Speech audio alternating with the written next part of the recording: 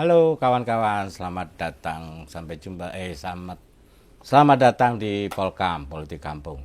Saat ini kita bertemu dengan seorang seniman besar dari Solo, Mas Seniman besar dengan anatomi kecil. Iya, Mas Sosiawan Lea.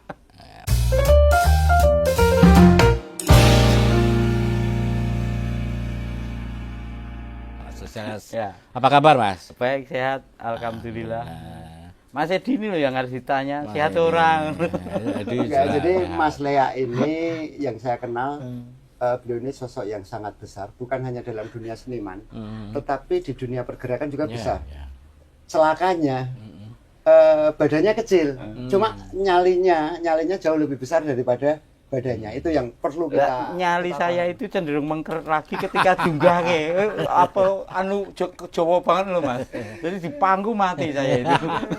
Jadi Mas Lea ini barusan membuat sebuah buku yang fenomenal, namanya Negeri Fufu Fafa. Jadi kedatangan Mas Lea di sini kita pengen ngerti nih proses kreatifnya, seperti apa nih ceritanya soal kok nulisnya Negeri Fufu Fafa, apa ora medeni? Ya enggak lah. Iya. Orang medeni karena Fufu Fafa itu nenggon wilayah diksi kita itu kan anak yatim piatu, nggak ketahuan siapa orang tuanya, nggak ada yang ngakuin. Secara legal formal nggone sapa ora yang mengakui. Iya toh. Lah mesak gitu. Kata Fufu Fafa itu nggak ada yang mengakui, sementara dia muncul nenggon jejak digital. berarti secara nggak langsung ya Mas, Tak kukup Mas. ya memberi makna pada kehadiran Fufu Fafa, Yes, supaya betul. dia itu tidak menjadi sia-sia. Ora sia-sia ya kan. Hadirnya tetap bisa mendapatkan tempat, mendapatkan eksistensi. Jadi ora sekedar dadi alat politik tok. Nah, Iki dimunggahke harkate Fufu Fafa Ya, kuwi. bahkan Jadi saya tidak juga sebenarnya jelas. nggak tahu itu jenis kelaminnya apa, latar belakangnya wilayah ekonomi atau politik kan memang nggak jelas. Karena memang ketika dilacak orang ini sing duwe kan gitu. Ya, ya, ya. Bahkan sampai sekarang. Ya nek kalau nggak ada yang mau ngakuin ya udahlah itu milik saya, paling tidak tak buktikan di dalam penerbitan buku itu. Ya. Tak tambahi kata negeri. Jadi negeri Fufu Fafa.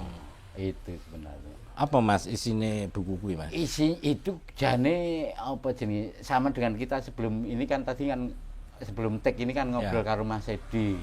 Ya toh. Kalau penulisan puisinya itu sudah saya mulai 2 tahun ya, 2 tahun sebelum ini. Jadi tahun 2023 Mas. Jadi saya itu menulis beberapa puisi yang kita gejalanya kok mengarah kepada situasi kondisi sekarang. Ketidakpastian kepemilikan, ketidakpastian hukum, ketidakpastian ekonomi, dan ketidakpastian kesenian kebudayaan kita mau lari kemana, miliknya siapa itu. Nah, jadi aku menulis beberapa puisi pendek, ada yang panjang dan lain sebagainya tentang ketidakpastian itu. berarti lebih ke apa ya, semacam kayak dokumentasi saat itu. Betul. Yang kemudian iso dadi kaya prediksi situasi yang akan datang. Jadi momentum ini dokumentasi saat ini hanya rekaman saat ini, tetapi siapa tahu ternyata ini itu adalah semacam ramalan masa depan. Mengarah ke suatu titik. Lah kemudian muncullah diksi Fufu Fafa itu yang bikin gonjang-ganjing itu. Rane sing aku akhirnya tak tempelkan dengan kata negeri, tak jadikan judul buku. Nah, kemudian pertanyaannya apakah Fufu Fafa itu nyata atau maya, fiksi atau kenyataan? Ya terserah sebenarnya. Kalau saat ini sudah menjadi real, sudah menjadi nyata. Ya. Karena itu jelas kesalahan panjenengan dengan membuat ini. Nyata. Ini akhirnya menjadi nyata. Ini sesuatu yang imajinatif, sesuatu Fufu Fafa itu imajinatif yang ini menjadi real, menjadi nyata. Iya. Dan itu satu-satunya kesalahan. Kalau nanti yang bisa diciduk, yo Mas Lea. Sebenarnya ciduk sebenarnya saya juga punya nek teori sastra dan hukum itu selama itu sebagai karya kreatif, sebagai fiksi, sebagai karya sastra itu rakyat diadili sebenarnya. Ya kan nggak bisa diadili karya sastraan kesenian nggak bisa diadili. Satu itu, yang kedua kan Ya memang orang ini sing duweni apa. Sebenarnya kalau ada yang muncul, itu bisa komplain saya. Anda pakai milik saya itu. Nah, kena copyright paling tidak itu. Dan dia akan pusing untuk bayarnya. Pasti aku yakin. Kalau apa jenis yakin pusing memang wis ngerti sapa nggone kuwi. Seandainya. Kuwi terus proses langsung tiba-tiba untuk karena proyeksinya kayak buku langsung digawe lewat cara mikir apa lewat sebuah ada peristiwa langsung direspon menjadi puisi. Kalau proses penulisan buku karena kalau saya baca kan itu memang mewakili setiap waktu ketika masalah itu terjadi. Iya, betul. Jadi sejak 2 tahun yang lalu sampai sekarang pembabakan episode-episode dengan buku-buku Wafa itu ya pembabakan kehidupan kita berbangsa dan bernegara paling tidak atau berkemanusiaan ya. Makanya kemudian temanya tak rangkai sedemikian rupa supaya itu masuk dengan wilayah tema besar negeri buku Wafa ngono lho Mas. Jadi negeri buku Wafa ini negeri apa ta? Ya negeri sing dengan buku kuwi mau. Jadi ning pembabakan misalnya pamflet pendusta lah, isinya tentang dusta-dusta yang mengorbankan kita atau kita menjadi pendusta, misalkan gitu. Jadi di buku ini ada 7 episode. 7 episode ini dikumpulkan dengan klaster-klaster tematik. Betul. Kalau barusan tadi Lea ngomong ada klaster pendusta, kemudian ada klaster penguasa, ada klaster begal aturan, cara tengik beragama. Nah, jadi itu memudahkan anak-anak muda terutama ya. Kalau orang-orang tua semacam saya gini ini, saya pikir tua loh ya. Iya, itu lebih paham dengan mengenal sosiawan Lea sejak dari luar aja kita udah mengenal isi buku ini, udah bisa memperkirakan. Tapi anak-anak muda itu untuk memahami, saya pikir benar ini perlu di klaster-klaster. Jadi klasternya ini menarik. Ada penguasa mitos, ada turun ke jalan, pamflet pendusta, begal aturan. Nah, ini kan koyo nganu apa ya? Semacam koyo perlawanan atau piye itu? Nek panjenengan ngarep. Kalau aku sih terlepas kalau soal teks saya nggak tahu lah, itu wilayah domainnya para penyair, seniman, sastrawan. Tapi kalau dalam peristiwa politik dari mulai 32 tahun lalu, kemudian 2 periode dan sekarang rezim yang baru, saya melihat ini muncul lagi nih sebuah sastra perlawanan. Sastra perlawanan yang dulu representasinya Wiji Tukul dengan puisi-puisi dia yang lawan gitu ya. Ini saya melihat representasi Mas Lea meski dengan gaya yang enggak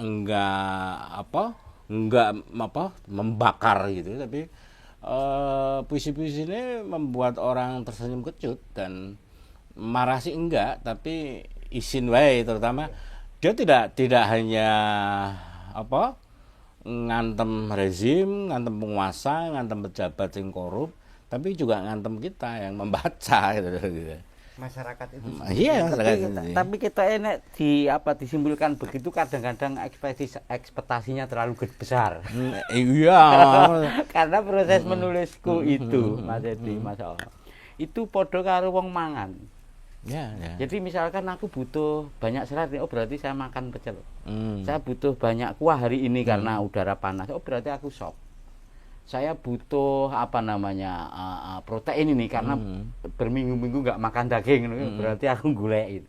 Jadi nulisku kayak gitu. Ya, termasuk ketika di depan kita itu banyak lawuh, mana yang mau dipilih sesuai kebutuhan. Sesuai kebutuhan, bukan soal merek, bukan soal grade dan lain sebagainya, tidak. Tapi sesuai kebutuhan tubuhku. Ketika menulis aku sesuai dengan kebutuhan pikiran dan kegelisahan. Dan kebetulan setiap hari itu aku menemukan menu-menu itu bertebaran. Lah, menu-menu yang bertebaran yang tak tulis selama 2 tahun itu, akhirnya kan kadang ora Mas, ora linear begitu, ora urut. kadang-kadang sing teko adalah renungan untuk diriku, kadang-kadang sing teko adalah kasus-kasus ekonomi, kasus ketimpangan politik, sosial dan lain sebagainya. Ayo ki saking akeh ketika urut. Itu. Tapi manajemen ketika makanan itu disajikan kepada pembaca menjadi episode itu. Ya. Dan pengaturan episode itu juga tak mulai dari diriku sendiri. Jadi misalkan episode pertama kuwi ketok ya begini. Pulang ke Ngilu. Itu soal kepulangan perenungan, soal kesepian, aku ki sopo, kayak begitu. Jadi itu episode pertama itu introspeksi kepada diriku sendiri. Nah, nanti kalau dibaca pembaca bisa saja itu menjadi perenungan kepada pembaca. Misalkan neng mudik keranjingan itu gambaran tentang misalnya saya ketemu dengan fenomena banyak pemudik laki-laki. Itu pulangnya ke istri. Pulangnya ke istri, nanti mudik kembali ke perantauan itu disangoni oleh mantan. Ditambahi dibonusi oleh gebetan. Itu gebetan hanya itu fenomena mudik misalkan kayak gitu. Tapi sebenarnya kalau yang ini fenomena mudik itu ya podo karo misalnya di sosial politik sebetulnya mau kembali ke partai. Ya udah kita kembali menyapa teman-teman separtai. Tapi ternyata ketika mau balik bertugas itu yang nyangoni itu malah dari partai lain. Mungkin larikan di politik kita begitu. Jadi misalkan itu ya. Jadi awalnya mulai dari itu, dari introspeksi diri sendiri. Termasuk Pulang ke Ngilu judul awalnya itu. Episode itu kan Pulang ke Ngilu. Jadi kepulangan itu selalu menimbulkan kepiluan manakala kita tidak mampu mengemas kenangan ini menjadi sesuatu yang baik. Isunya tentang tentang apa? Neng kene neng nurani gratisan, muncul sebelum kata itu apa, kayak gitu. Kemudian masuk ke wilayah yang masih pribadi sebenarnya, tapi belum persoalan-persoalan besar, persoalan sosial masyarakat, enggak, cara beragama. Cara beragama itu saya menemukan fenomena di diriku sendirilah, bukan di orang. Aku bagian dari itu. Cara tengik beragama. Aku nek beragama iki padha karo transaksi karo Gusti Allah, Mas. Ya. Itu kan tengik-tengikan iki, Gusti Allah dia dagang. Tapi tahapan saya memang begitu. Jadi enggak bisa rela, enggak bisa ridho, enggak bisa ikhlas tanpa berdagang dengan Tuhan. Jadi gimana itu maksudnya? Jadi melakukan kebaikan itu untuk nutup dosaku. Itu tengik kuwi. Padahal nek menurut agamaku yang asli yo kowe iki sing penting Gusti Allah. Enggak nek aku sing penting aku Ya. Tataranku tataran makhluk semono kuwi. Itu episode kedua. Episode ketiga baru rada meluas meneh nang nggon wilayah pamflet pendusta judulnya. Wah itu fenomena kedustaan yang kebetulan nek nang nggon kampunge awake dhewe kuwi dilakukan oleh sedulur-sedulur kampung awake dhewe. Ning kutha dilakukan wong kutha, ning gedung dilakukan wong gedung, ning pemerintah dilakukan wong pemerintah. Ini Kang, dia bilang kebetulan. Kebetulan itu kan kata dasarnya betul. Betul. Sinonimnya benar. Benar. Ditambah konfigaan berarti kebetulan sama dengan kebenaran. Benar. Jadi ya bukan kebetulan nek ngono kuwi bisa. Jadi ini sebuah penemuan kebenaran di lingkup sosial yang Kang Lea ngomongnya ya dia bahasanya kebetulan, padahal ya kalau kita bedah dari etimologi bahasanya ya seperti itu. Jadi kemudian ketika menu tulisan-tulisan itu jadi selama 2 tahun lagi tak jenenge klaster-klaster istilahnya dikelompok-kelompokkan untuk apa? Itu supaya pembaca mudah sebenarnya. Karena neng itu kumpulan puisi itu ya wis berdasarkan titi mangsa. Jadi urut penciptaan, sing paling tua ditaruh di paling depan. Kalau saya enggak. Karena menu kehidupan sehari-hari yang menjadi puisi itu temanya beda-beda, topiknya beda-beda. Ketika disajukan secara naluriah begitu saja, itu bingung sing maca, Mas. Kayak diaduk-aduk, ora fokus. Nek Mas Edi kan menyinggung generasi sekarang, bukan hanya generasi sekarang. Awake dhewe nek maca tulisan ting plencar mumet dhewe. Itu tak klaster. Peristiwa kuwi urut dan banyak sehingga sepertinya enggak ora potongan waktu yang berbeda karena semakin banyaknya masalah yang karena kita diekspresikan. Soal ketatanegaraan dihadapkan pada peristiwa-peristiwa besar, pergantian rezim yang banyak. Di situ inspiratif banget kuwi. Terus kemudian pilpres pileg. Pemilihan umum itu selalu menyita energi dan pemikiran, dan di sana ada banyak kasus atau modus yang itu menarik untuk ditulis. Jadi residu estetik. Nah, itu. Aku tak jadi desain sastra. Menemukan diksi. Apa residu estetik itu ya? Piye Mas? Jadi gini, di dalam carut marut yang tidak estetik sama sekali, tidak indah sama sekali, Kang Lea ini menemukan sebuah estetika. Estetikanya ini apa? Misalnya yaitu tadi pamflet kebohongan. Pamflet kebohongan. Ternyata bohong itu Pamflet pendusta. Pamflet pendusta, sorry. Ternyata berdusta itu membutuhkan sebuah rasa estetika yang tinggi. Tujuannya apa? Ben ora konangan dan lain sebagainya. Jadi, tapi itu tetap menyisakan residu lah. Residu itu itulah yang kemudian dipungut oleh Kang Lea, jadi puisi. Kemudian ya jadi renungan, padahal sesungguhnya itu hanya apa? Ngasih apa? Nek komentar netizen ning tendangan bebas sih, bapaknya satir banget, jadi angel mengartikan nek bocah-bocah saiki. Enggak, jadi ini maksudnya gini, apa kuwi? Ya residu politik itu, residu estetik itu adalah sebuah upaya untuk mengembalikan kebenaran seperti air. Itu akan menemukan jalannya sendiri. Di negeri Fufu Fafa ini kan pasti Kang Lea itu ingin mengungkap fakta, ingin menyampaikan fakta sebagaimana jurnalistik. Lah dia disampaikan dengan itu melalui residu estetik itu tadi. Sing jelek-jelek itu mau ono residune, dianggapnya itulah estetikanya. Yang keindahan itu adalah kebenaran itu. Dari Kang Lea. Tapi aku memaknainya seperti itu. Proses kepenulisanku selama ini memang melakukan rekayasa ya. Jadi karya seni itu tidak harus bersumber dari sesuatu yang indah, tidak harus bersumber dari sesuatu yang selesai dengan kebahagiaan. Bahkan sampah kehidupan itu direkayasa, dia akan menemukan estetikanya tersendiri menurut Mas Edi, ya kan. Jadi estetika itu bukan hanya cara bagaimana itu menjadi indah ansik, tapi bahwa kesedihan, tragedi, kepincangan sosial itu ketika kemudian diangkat menjadi karya seni, memunculkan empati, memunculkan simpati. Pesannya di situ sebenarnya. Jadi kalau seni berawal dari hal-hal yang indah, hal-hal yang selesai, konflik udah selesai, sempurna, itu sing jenenge konsep adiluhung ngono. Gemben kan keraton itu kan mengambil karya-karya adiluhung itu karya-karya sing rampung secara teknik, rampung secara konseptual, rampung secara estetika, konsep estetika, ya kan.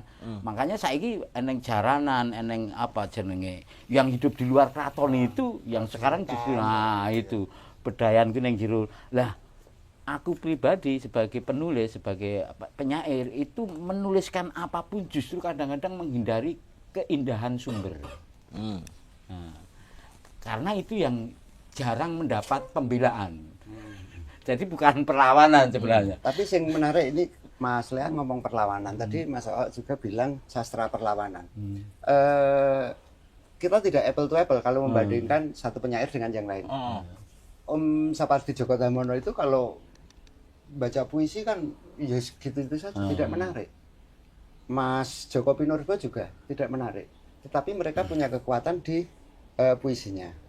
Gusmus itu ketika membaca puisi juga datar, tapi puisinya kan selalu menyisakan selilit. Nah, si Tukul itu lebih ke ngomong apa anane. Jadi memang pamfletis banget kalau si Tukul itu. Nah, Kang Lea ini pamfletis dan provokatif karena diksi-diksi yang dipakai diksi yang membakar kan. Ya diksi-diksi pergerakan, perlawanan dan arahnya rejim. Nek saya itu mencoba mengarahkan bukan hanya ke rejim, karena kita hidup sendiri. Ke kita sendiri, bahwa barangkali itu bukan kesalahan rejim tapi juga kesalahan masyarakat yang sudah apatis meskipun awal mulanya rejim ya. Tapi di sini jenengan ya dulu artinya saat ini kan udah kontemplatif, udah sering ke Rembang, udah sering sowan sehingga mungkin wis berbeda nafase. Wis ngaji. apa proses kreatifnya ya enggak Mas? Artinya awakmu dhisik iki ya berkobar-kobar. Ya sekarang masih berkobar-kobar sebenarnya. Lah yo ke sastra perlawanan ora gelem. Kalau nonton Mas Lea, apa model perlawanan Sosiawan Lea itu lihatlah ketika tampil di panggung. Gedruk-gedruk itu. Ya bukan hanya gedruk-gedruk. Dia aku ki weruh Kang Lea maca puisi nyekel teks. Ketoknya baru 2 kali. Yang dibaca itu bukan puisinya sendiri. Tapi kalau puisinya sendiri, dia baca itu tidak pernah pakai teks. Jadi menegaskan eksistensi seorang deklamator. Bukan pembaca puisi tapi deklamator. Bagaimana tampil secara estetis, menyampaikan pesan, entah itu lewat gestur, entah lewat vokal, entah lewat apa, dengan penguasaan panggung yang prima. Jadi kalau mau ngelihat sisi perlawanannya Sosiawan Lea itu lihatlah dia ketika pentas. Iya ya. Iki ngerti panggung ngono iki mati aku. Tapi sebenarnya nek ngomong soal perlawanan itu, sejak awal saya menyadari bahwa memang harus misalkan pakai diksi perlawanan ya. Ya. Sebenarnya perlawanan di dalam kehidupan ini rejim yang kita hadapi itu bukan hanya rejim politik loh. Ya. Kalau di kesenian itu saya merasakan dulu, kalau sekarang sih enggak ya. Tadi kan Mas sempat cerita soal redaktur, koran dan lain sebagainya. Jadi bagaimana melawan rejim estetika, rejim kesenian, itu penting. Pentingnya karena rejim estetika itu kayak rejim politik. Dia punya semacam apa namanya, pagar-pagar tertentu, otoritas tertentu untuk ini anak ini nggak boleh masuk di wilayah kesenian. Makanya zaman dulu puisi-puisi Tukul itu tidak diterima di koran, di apa namanya, di buku-buku, ya kan? Tapi begitu belakangan terbukti dia menginspirasi di wilayah perlawanan masyarakat terhadap rejim, akhirnya itu diterbitkan oleh penerbit-penerbit mayor. Akhirnya itu diakui oleh rejim estetika, dia penyair. Butuh Karena secara industri seksi nih. Ya seksi. Jadi sebenarnya itu juga bagian dari perlawanan kesenian. Jadi yang berat memang tugas nek ngomong soal perlawanan, diksi perlawanan memang berat Mas. Makanya aku cenderung berat satu. Yang kedua itu kemudian seolah-olah dikerucutkan ke suatu hal yang namanya perlawanan adalah perlawanan rejim politik. Sebenarnya enggak. Mas itu gini Mas. Donge sastra perlawanan itu bukan kemudian representasi Sosiawan Lea ki penyair perlawanan ora, tapi bisa jadi publik yang menilai. Artinya Weji Tukul zaman semono ya ora disebut apa penyair perlawanan enggak, tapi bahwa karya-karya dia itu diterima dan dicerap kawan-kawan aktivis termasuk itu ketika menjadi. di panggung sing di ngendikake Kang Edi ini tadi. Jadi sebelum masuk panggung Mas Edi, saya itu berpikir apa kira-kira sing di pembacaan puisi konvensional belum ada. Bahwa pembacaan puisi itu bisa gedruk-gedruk, bisa bengok-bengok. Nah, dulu baca puisi itu rejimnya rejim Meledius. Baca puisi itu kan dari sebenarnya yang bawa Rendra. Rendra itu tahun 60-an 9 itu dapat beasiswa ke Amerika. Beasiswa untuk apa namanya kuliah drama. Pulang bawa 2 produk perlawanan terhadap estetika. 1 drama mini kata. Jadi dia melawan drama konvensional yang banyak kata-kata itu dengan drama mini kata. 1 kata dieksplorasi dengan pengadeganan, komposisi dan lain sebagainya. Misalnya dia untuk menggambarkan perlawanan terhadap rejim. Waktu itu diksi yang muncul populer adalah bulldozer. Jadi 1 kata, bulldozer dimainkan begitu. Kemudian asosiasi penonton ketika melihat adegan itu, oh ini perlawanan terhadap rejim. Misalkan kursi untuk duduk, kemudian untuk rebutan, akhirnya oh itu. Jadi itu mini kata. Yang kedua, Rendra itu bawa poetry reading namanya. Poetry reading itu cara baca seperti Rendra itu. Yang 50% teks vokal, 50% acting, gesture dan lain sebagainya. Maka gaya-gaya baca puisi seperti itu sejak Rendra sampai ketika kemudian katakanlah tak ora-arik dengan cara sak gelemku, termasuk teks di dalam panggungku itu boleh tak rubah-rubah. Itu iya, itu perlawanan terhadap rejim estetika baca puisi yang konvensional. Itulah maka perlawanan ki ya. Perlawanan estetika. Ora apal ae Mas Ar kamu. Ketika membacakan puisi dia tidak pegang teks. ibaratnya wong ora ngerti iki. Ora ngerti, salah Iya. bener ora ngerti. Negeri Fufufafa apa Fufufa negeri. Ah. Dene lali. Mau apa ya? Itu enggak urusan. Hmm. Yang penting pesan itu sampai. Ya. Ya, pesan ya. sampai. Betul. Iya, iya. Jadi itu perlawanan pada Estetika. estetik apa ya? Pembacaan puisi. Pembacaan puisi. Itu dengan ya seorang deklamator aku ndelok ya satu Mas Lea.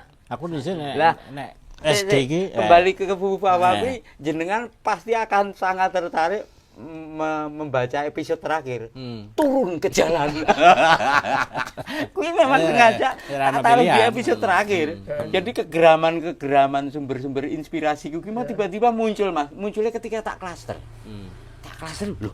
Lah kok iki apa namanya? Sistematikane iki kaya level iki munggah.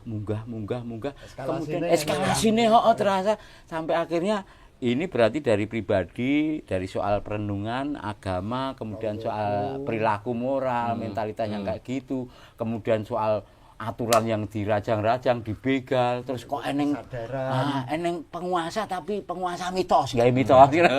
Kemudian terakhir bikin jengkel itu turun ke jalan ini, itu klasternya begitu, tak taruh di belakang. Paling seneng nggak akan?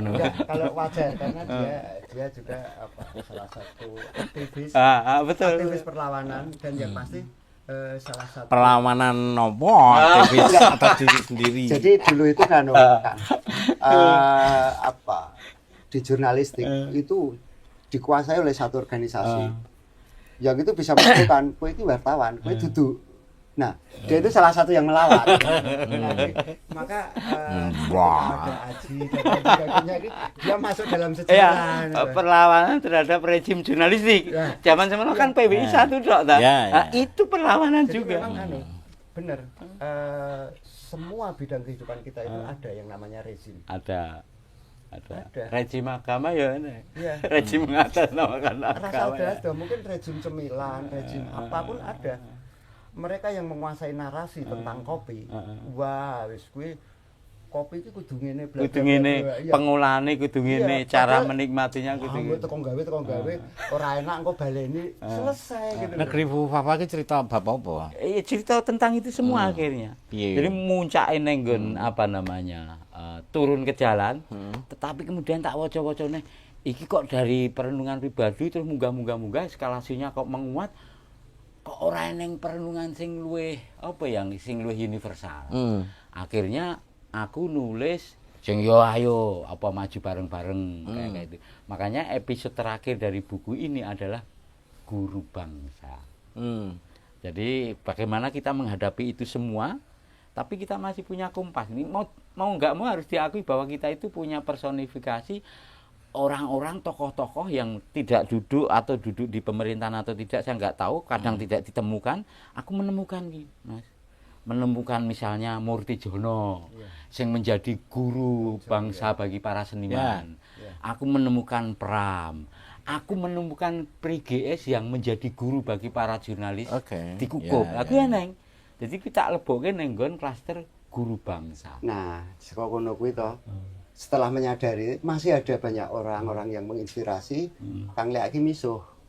Sehingga puisi yang untuk Mas Pri GS itu celeng tenan. Celeng tenan. Celeng. Isih ono wong kaya ngene iki isih ono. Itu Mas Pri judulnya celeng tenan. Nah, kayak gitu. Menarik buku Di tengah situasi saat ini misalnya. Ya. Ormas penjaga moral aja sudah seneng tambang. Gitu. Ya tak tulis lho Mas. Seneng MBG untuk pirang titik gitu.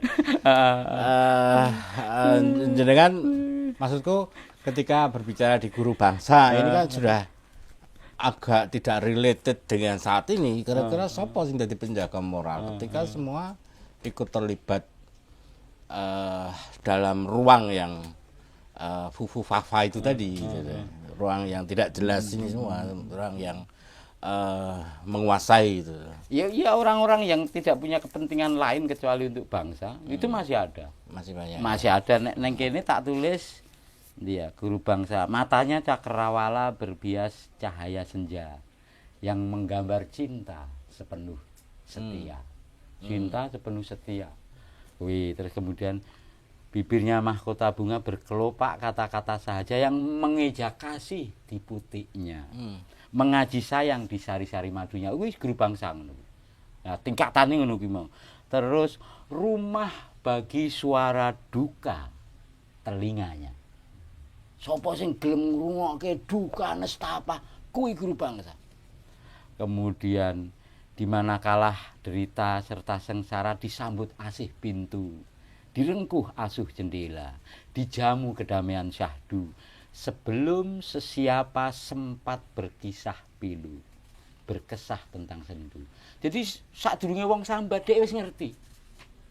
Guru bangsa kuwi. Kuwi guru bangsa. Kaki melangkah, tangan bekerja, mulut bicara, tubuh bergerak, semuanya mikir untuk bangsa. Termasuk demi kemuliaan negeri, bukan demi nafsu pribadi, apalagi sanak keluarga. Kuwi guru bangsa. Nganu. Kuwi iso sapa wae. Nek Mas Edi punya karakter ngono, menurutku guru bangsa. Apa nek nggon apa kalangan-kalangan dulur-dulurku Islam kuwi neng sing dikauli iki ya wis purna sebagai manusia, wis rampung. Selama masih hidup ya agak susah kayak guru bangsa. Saiki misalkan nek neng sejarah guru bangsa sapa Soekarno, oke. Karena sudah. Ya, karena sudah selesai. Hatta oke. Guru bangsa sudah selesai. Sudah enggak punya lagi keinginan ambisi untuk mengeksplorasi ke guru bangsaannya. Tapi nek muni sosiawan rek iki urung pantes. Urung. Ora pantes blas. Ora pantes blas. Ora pantes blas. Kayak orang di orientasi itu, bahkan si guru bangsa itu enggak punya cita-cita dari guru bangsa. Reneng kuwi meh padha karo nek dulur-dulur muslimku wali. Sing jenenge wali tenan itu dia enggak tahu bahwa dia itu wali. Dia tidak punya cita-cita menjadi wali, tetapi kemudian Tuhan memberi anugerah dia, kowe iki wali. Omonganmu itu geni. Sak omong ora krasa dhek. Kewaliannya karena apa dia juga enggak tahu. Ngono. Guru bangsa yang ngono, sing ngerti guru bangsa iki apa? Orang-orang, wong liya. Itu pun memang kuwi mau kudu wis kafah. Iya. Wis kafah iki wis oncat saka kene. Nek jeneng kene bahaya kuwi. Makanya banyak kan kepentingan. gini, Ya, kepentingan itu. baleni ning gone tendangan bebas kalau ada yang bercita-cita jadi guru bangsa meskipun belum memenuhi syarat ya saat ini kita bareng-bareng ndongake Mendorong. ben segera memenuhi syarat, salah satunya adalah mati ngono ki mau. Ora ngono. Nek ada seseorang yang ingin kuwi dudu. Oh. Seseorang yang ingin dudu. Karena dia sebenarnya guru bangsa itu tidak diinginkan tapi Betul. kayak kewahyon.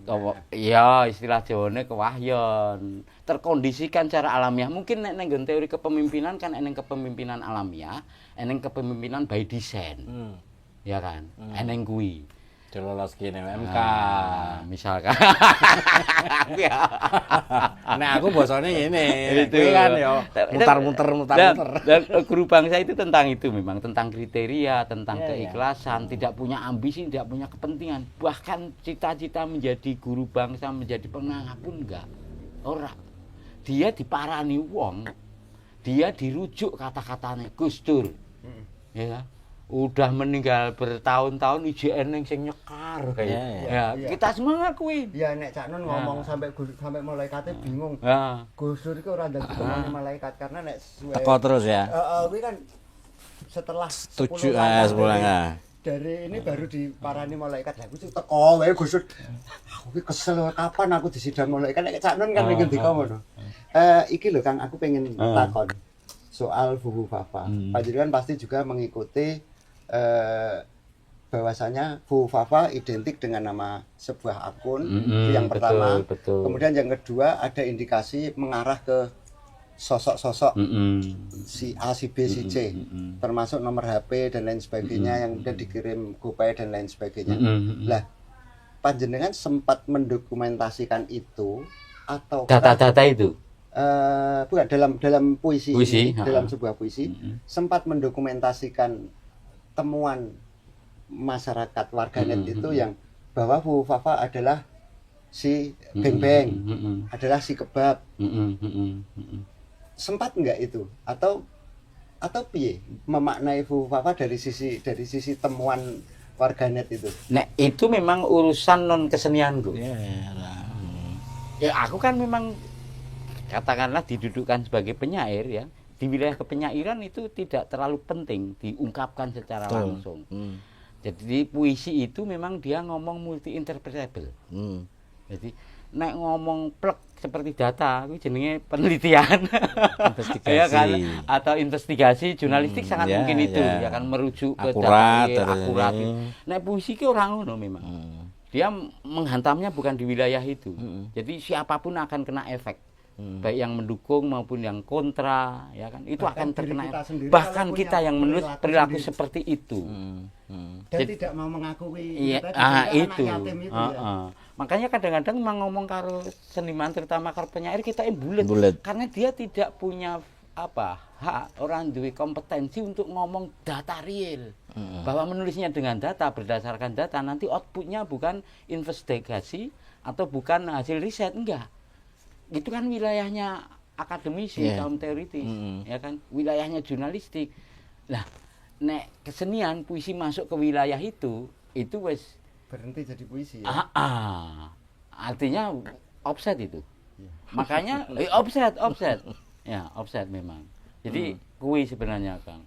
Tapi aku sebenarnya memancing Mas Oo untuk dia hal yang tertarik ya. Sebelum itu aku harus mengkonfirmasi Mas Edi mau. Jadi termasuk Lea itu nek neng panggung ditonton apa? Iya. Nek di frame itu aku sadar frame. Kekuatan frame sadar dengan kamera. Jadi powernya. Ini teori acting kan. Nek neng panggungku actingnya memang besar. Ekspresinya kudu. Tapi nek neng frame kamera itu nggak bisa. Jadi aku termasuk sedang mencari bagaimana frame kamera itu dimuati oleh konten baca puisi. Jajal itu. Om frame kamera dites. Jajal di ya. Coba engko kira-kira nenggon kameramu ki terlalu besar atau enggak? Lu saiki to langsung to. Makanya. Iki gayamu dhewe iki gaya kamera. Gaya maca frame kamera. Berarti nganggo tag. Frame bisa tidak pakai tag. Bisa nganggo tag. Ngadeg apa linggo? Linggo no, kan kamera iki. Apike nganggo tag apa ora? Kono. Sing pertama tak contoni sing nganggo tag ya. Nganggo tag. Tergantung krune iki nganggo tag. Dua-duanya. Iki sing nganggo tag ya. Dari Fufafa toh. Ya. Kalau nanti di mbok edit kok kurang menarik, berarti aku gagal itu. Jadi memang belum menemukan. Sing iso menemukan itu sebenarnya pekerja-pekerja sinetron, pekerja yang di depan frame. Makanya misalkan Mbak Ine, artis-artis sinetron, artis film itu ketika dia tampil di panggung lemah. Karena pendekatan kesehariannya adalah frame kamera. Sebaliknya orang-orang panggung ketika tampil di film terlalu besar. Sebenarnya soal kuwi. Ada satu politisi yang menguasai media, sing itu memberi instruksi kepada anak buahnya untuk mengambil kamera itu harus big close up. Karena apa? Itu menguasai audiens. Di direct itu. Ketika dilempar ke netizen itu di direct. Itu memang butuh profesional di wilayah itu. Oh enggak, Mas. Oke. Iki sing anu ya, sing nganggo teks ya. Sebelum kata. Tak penting jadi orang penting, terpenting jadi orang berguna. Tak penting jadi orang berguna, terpenting jadi orang bertakwa. Tak penting jadi orang bertakwa, terpenting ikhlas ketentuannya. Tak penting ikhlas ketentuannya, terpenting upaya sekuat daya. Tak penting upaya sekuat daya, terpenting pasrah padanya. Tak penting pasrah padanya, terpenting yakin adanya. Adanya sudah ada sebelum kata ada. Sebelum kata sudah ada. Aku contoh neng ngarep frame. Angkat ditonton bae kira-kira neng frame penak ora. Lebih kontemplatif kalau memang. Sing teriak ya iso.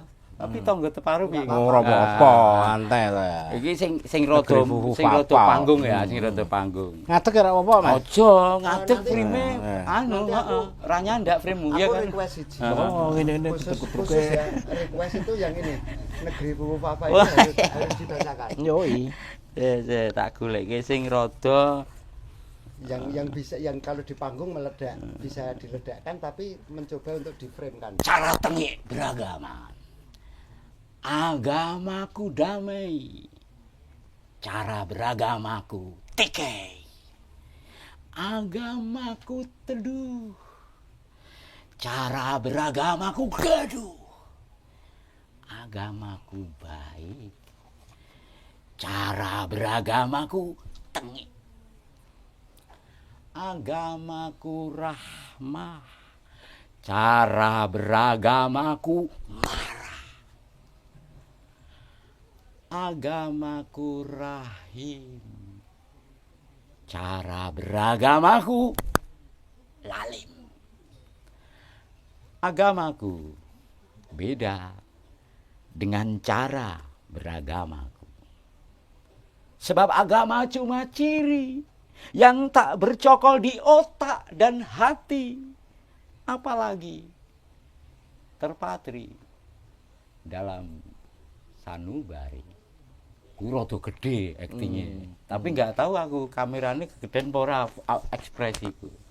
Itu kegedean apa ora aktingnya. Jadi itu soal teknik sebenarnya Mas Edi.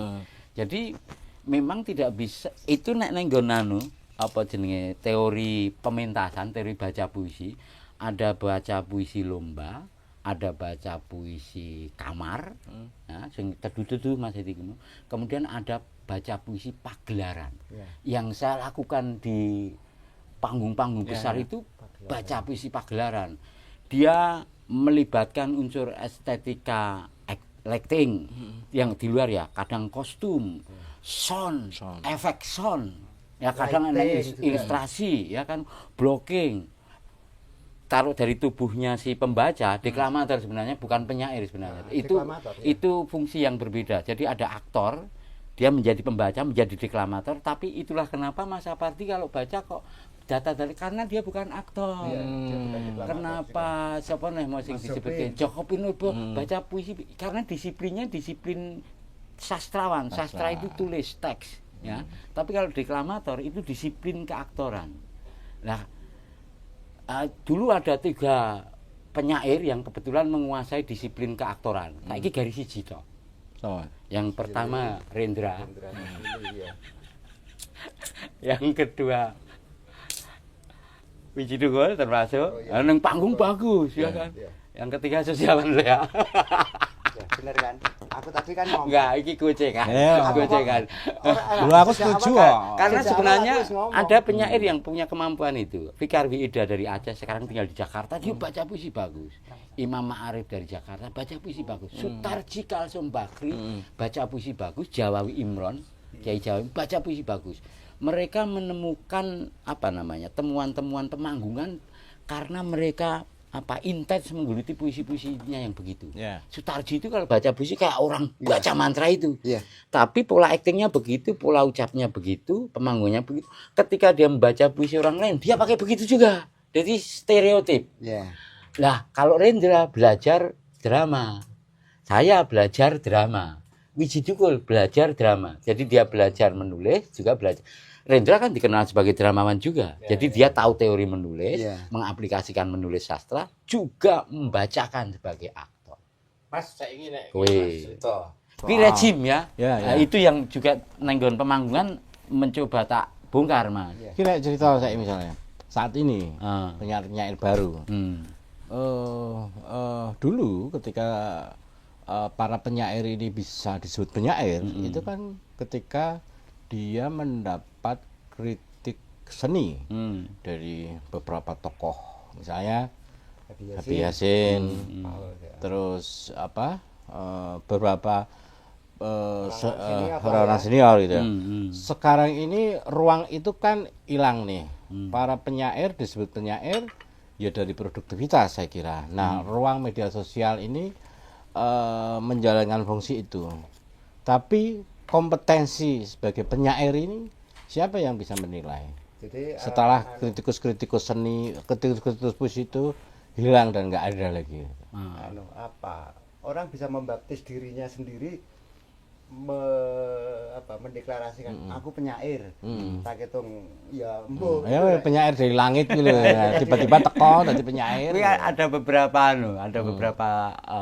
sudut pandang ya. Kalau secara teoritis yang disebut penyair adalah orang yang menulis syair. Nah, kemudian dia diakui sebagai penulis syair yang bagus, itu ada kritikus. Satu. Yang kedua, ada rejim festival. Kalau ada festival puisi, festival sastra, dia diundang, itu berarti itu pengakuan. Yang ketiga, jurnalistik. Ketika karyanya masuk neng koran, neng majalah, oh dia penyair. Buktinya apa? Puisinya masuk neng media massa cetak waktu itu. Ya. Jadi ada yang menguasai itu. Ya. Itu dari sisi legitimasi ya.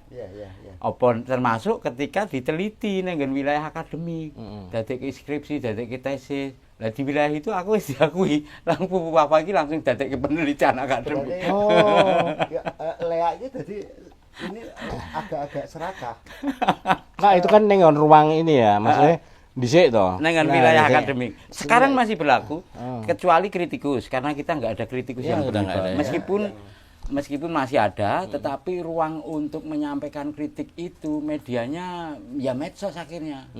Karena tulisan-tulisan kritik itu juga nggak bisa dimuat karena ya capaian misalnya penyair muda nanti misalnya disebut kompeten sebagai seorang penyair. Sekarang siapa disebut penyair itu yang dia intens, satu yang karyanya intens, dia terus menulis. Ya, terus menulis syair. Yang kedua, karyanya punya pengaruh nenggon peta kepenyairan yang lain. Penyair-penyair wis kadung di apa jenis dilegitimasi mau iki apik iki ya. Jadi dia komentar dia itu semacam menjadi legitimasi. Misalnya ya, bukunya laku. Nah, aku sebenarnya di sisi itu enggak laku.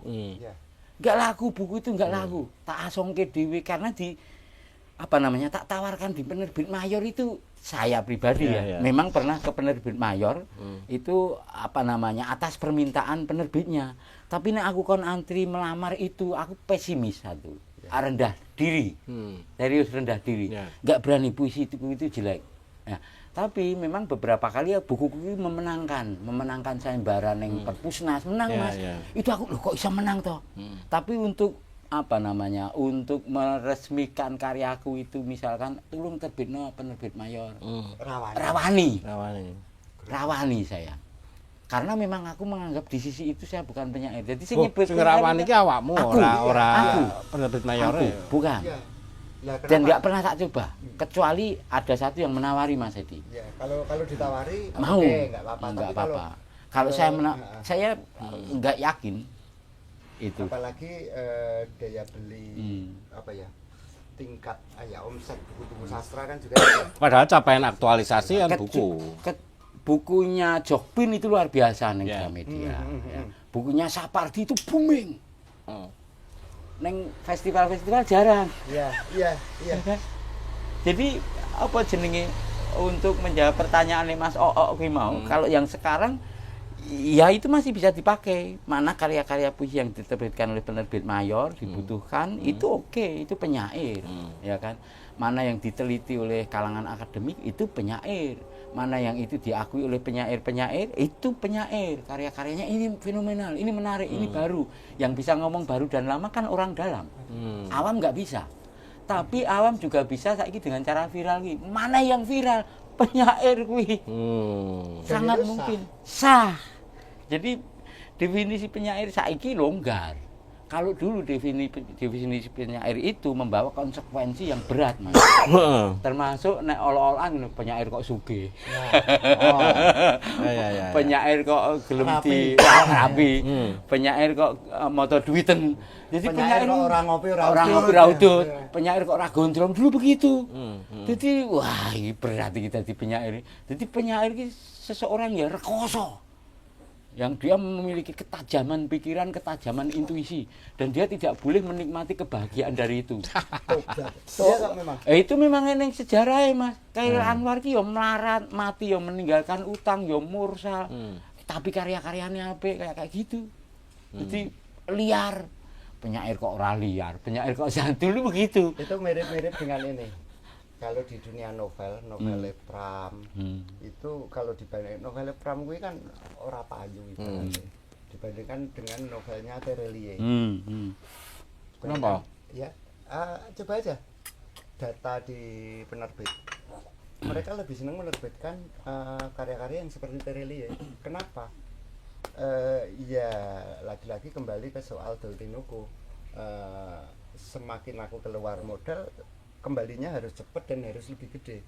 Nah, kalau novel-novel kayak punya Pram itu orang yang berminat ke ini tidak banyak. Tetapi kalau yang model Terelie sih ngomong ke kalau apa mau yang puisi awal mau ono rindu, ono ngilu dan lain sebagainya.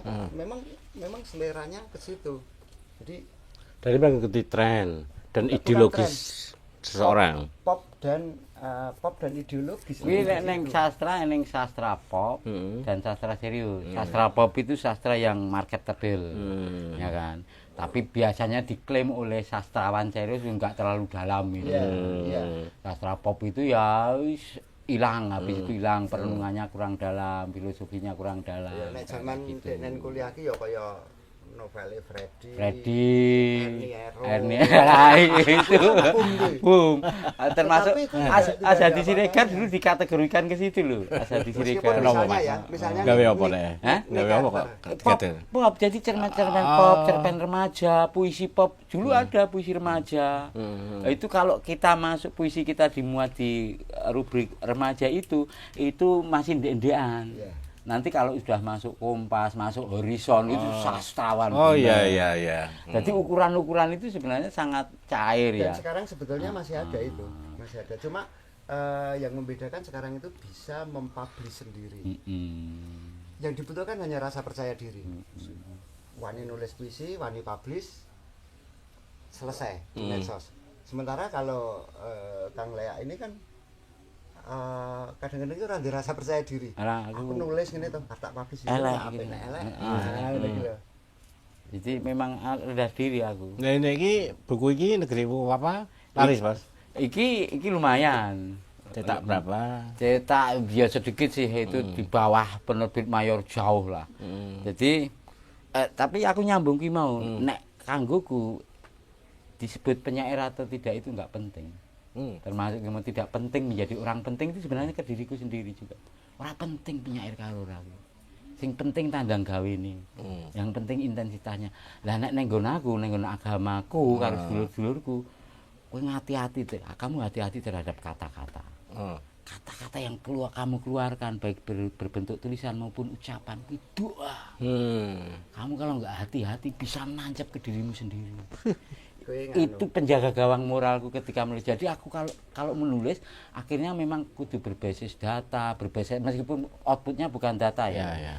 Kudu valid lah sing tak omongke, sing tak tulis. Bahwa kata itu memang ada. Ada. Nek aku pribadi. Ya, aku pribadi berikut keyakinanku itu memang hati-hati. Nek nggon kimia apa fisika energi itu tidak bisa dimusnahkan. Ketika kita ngomong engko tekan donya kiamat, nek nggon kepercayaanku engko nggon ora-ora maksar itu diadili dengan cara energi yang kita keluarkan ketika kita ngomong, bertindak, bertingkah laku itu seolah-olah muncul lagi karena nggak bisa dimusnahkan.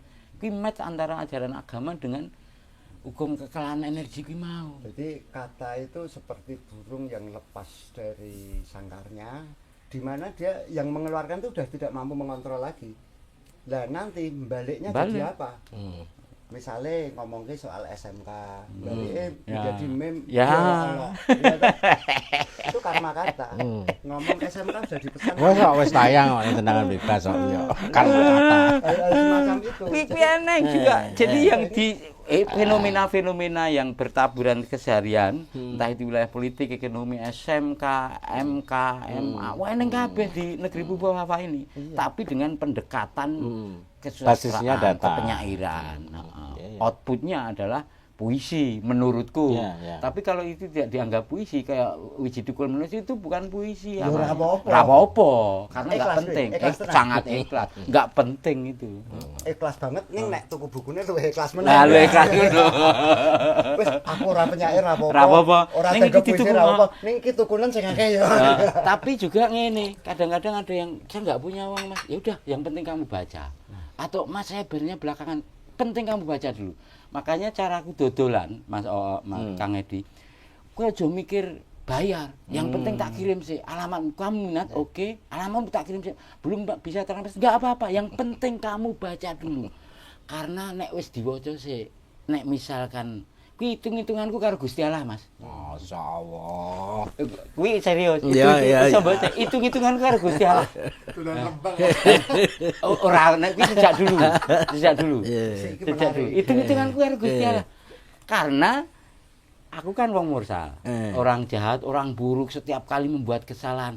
Caraku mengumpulkan kebaikan, kalau hanya sholat saja nggak cukup. Wong sholatku juga nggak kusuk. Kalau hanya puasa saja nggak cukup. Wong posoku juga amburadul. Aku mengumpulkan dengan apa? Apapun yang tak lakukan, nyingkir-nyingkir, barter aku karo Gusti Allah. Gusti Allah niki kula nyingkir-nyingkir. Gusti Allah niki kula nulis kejujuran. Nah, nulis kejujuran. Gusti Allah ini saya menulis tentang ketimpangan-ketimpangan supaya orang memahami itu. Nah, perkara ku didol payu ora masalah, sing penting kuwi kemudian menyadarkan, menginspirasi atau orang lain merespon itu. Wah iki kan podcastnya judulnya apa? Apa? Tausiah. Spiritualitas Sosiawan PA ketika berdagang dengan Gusti Allah. Iya. Ora, nek aku memandangnya ngene malah. Sampean kuwi engko mempertanggungjawabkan kata-katamu ning Gusti Allah. Lah kuwi ngedak bocah-bocah sing maca kuwi turut serta termasuk awakmu iki kameramen ojo ban-ban berhadapan dengan saya. Lho, aku katut iki jadi.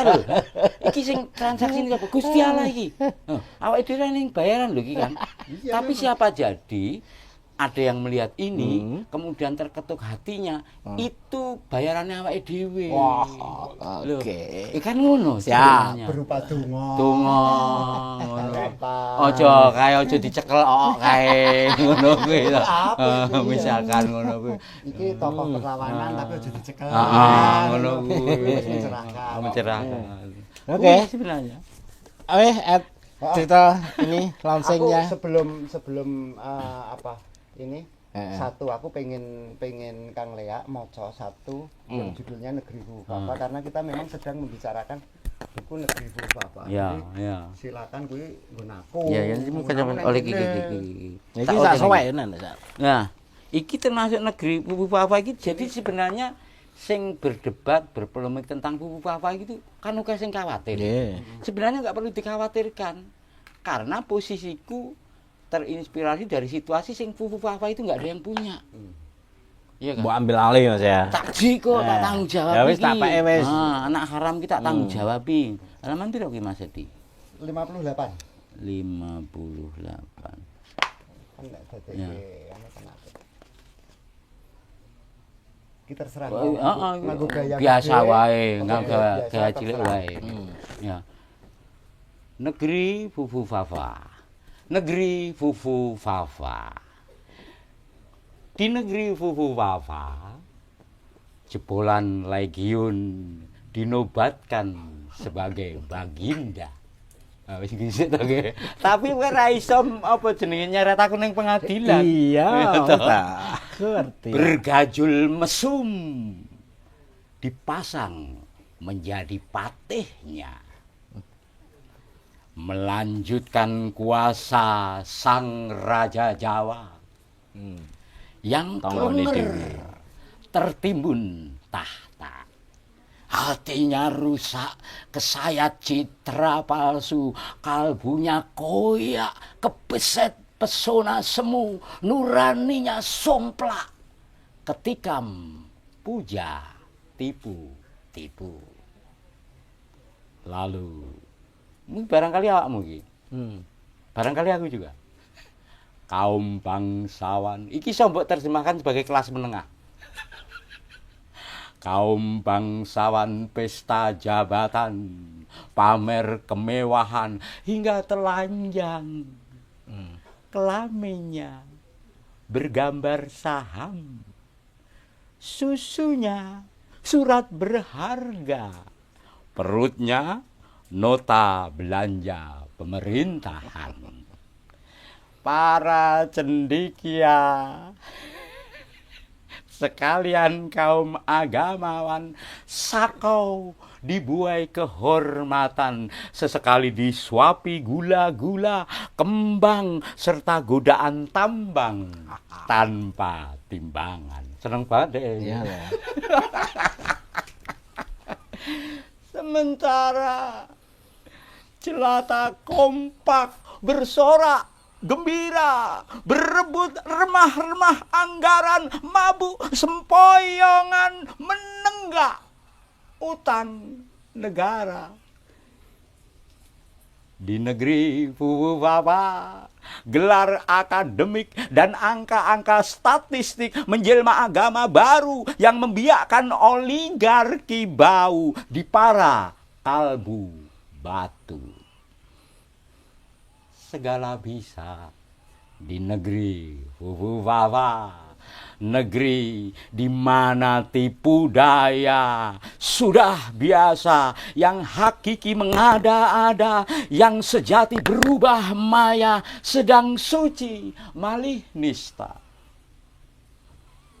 Segala bisa di negeri Fuwuwawa, negeri berbendera sangit dan jelaga, berlambang emprit bukan Garuda, negeri bohong dan dusta yang bersembunyi di sanubarimu dengan sempurna di sanubarimu.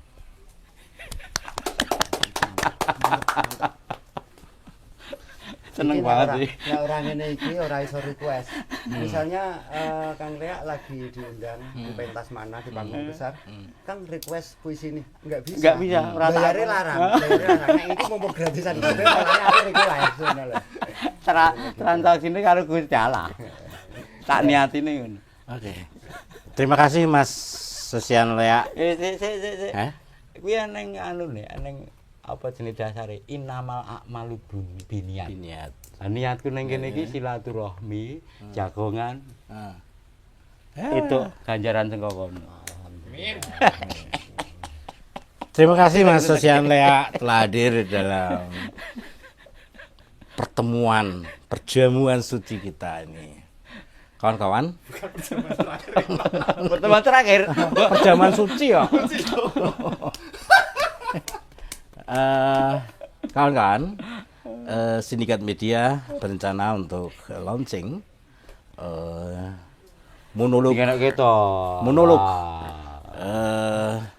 monolog negeri Fuwuwawa. Rencana Sindikat Media akan menggelar launching monolog negeri Fuwuwawa ini di 3 kota. Tunggu kedatangan kami di kota-kota yang akan kita tunjuk. Sampai jumpa di channel kami Polkam Politik Kampung. See you.